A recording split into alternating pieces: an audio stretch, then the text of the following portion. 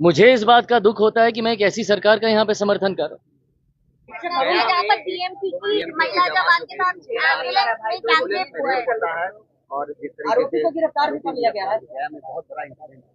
देखिए, एक के बाद एक जिस तरीके से बिहार में आपराधिक घटनाओं की एक श्रृंखला सी बन गई है और प्रशासन पूरी तरीके से नतमस्तक दिख रहा है अपराधियों के सामने। ये बात सही है कि जो ये घटना घटी है ये जितनी निंदनीय है, जितनी शर्मनाक है, कार्रवाई भी हुई है, गिरफ्तारी भी हुई है, पर पहली बात ऐसी घटनाएं घट क्यों रही हैं?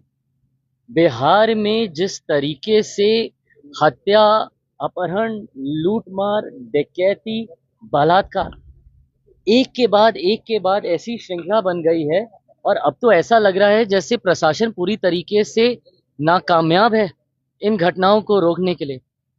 और अगर ऐसे ही चलता रहा तो ये आने वाले दिनों में एक बहुत भयावह परिस्थिति उत्पन्न कर देगा हमारे प्रदेश के लिए।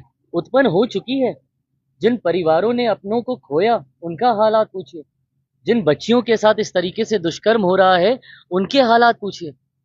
आज अगर इस तरीके की बातें भी कही जाती हैं कि चुनाव के कारण ऐसी गतिविधियों को असामाजिक तत्व अंजाम दे रहे हैं, अगर चुनाव भी एक कारण, और मैं भी मानता हूं कहीं ना कहीं कि संभवतः चुनाव भी एक कारण है, सरकार को बदनाम करने की साजिश के साथ संभवतः इन घटनाओं को अंजाम दिया जा रहा है, पर तब भी जिम्मेदारी तो प्रशासन की ही है ना इसको नियंत्रित करने की।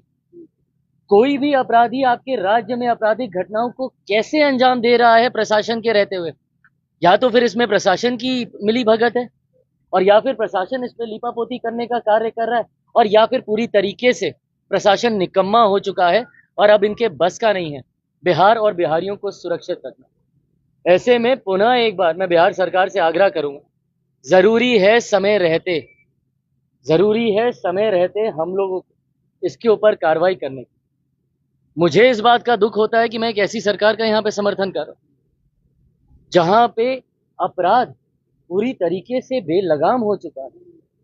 इस पे नियंत्रण पाना जरूरी होगा, नहीं तो इस तरीके से बिहार और बिहारियों की जिंदगी से होता हुआ खिलवाड़ बिहार को बहुत बुरे अंजाम तक लेकर